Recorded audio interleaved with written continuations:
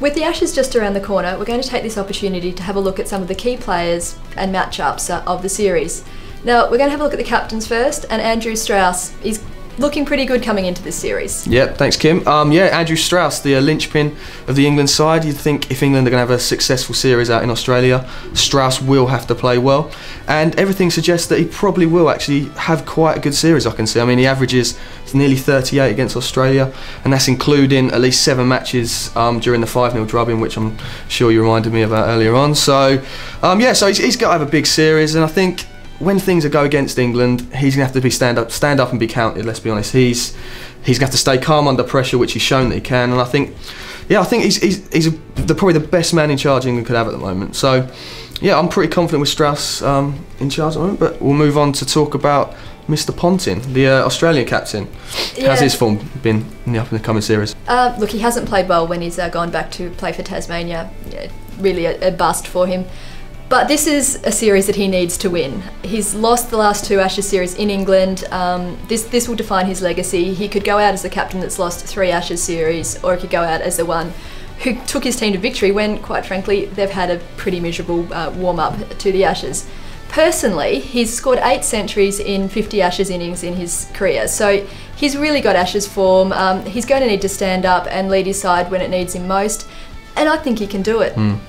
I'd probably agree with you there. Actually, that's probably the main batsman that Australia have got in their armoury at the moment. I think Ponting, when he hits form, I think he's more or less unplayable at times. So I think Ponting could be the main man. But we'll move on now to discuss the bowling attack of both teams. And there's only one place to start really for England, and that's probably the best spinner in the world at the moment. And that's Graeme Swann.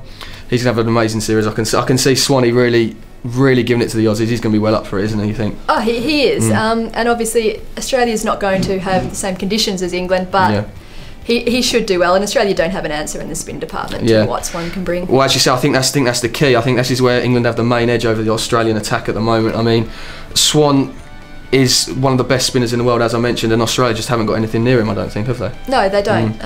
But we do have Mitchell Johnson in the pace department. Now, when he's on, Mitchell Johnson is one of the most dangerous bowlers in the world. And this is a guy who's broken bones in Graeme Smith's hand twice in his career. He was named the ICC Player of the Year last year. But we all know what he did in last Ashes series, and he was completely off, you know, spraying the ball everywhere. And if he does that again, England fans won't be able to wipe the smiles off their faces.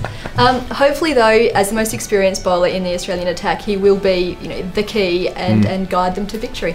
We're now going to have a look at 2 players who could play key roles for their sides' respective fortunes in the Ashes.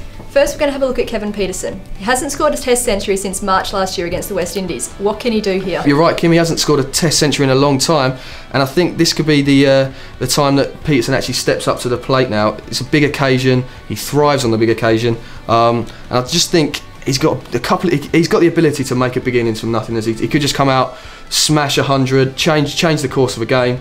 So I think Pieterson's in lines probably to have a good series, and the 5.5 that you can get on the betting exchange at the moment for him to be top run scorer, I think that's a cracking bet. We'll now move on to talk about Shane Watson, who's the main man for Australia this year, you'd think. Shane Watson's probably one of the most important players to Australia's chances. He's probably the most genuine all-rounder that either side has in their squad.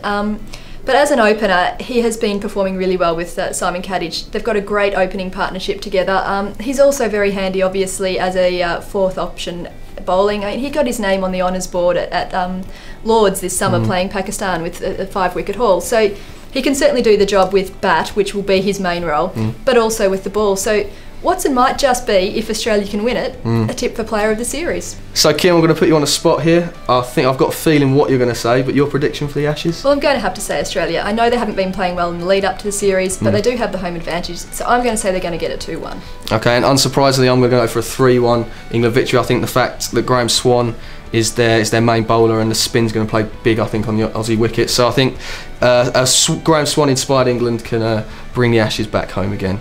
And thanks for joining us here at better.com, and we'll see you again soon.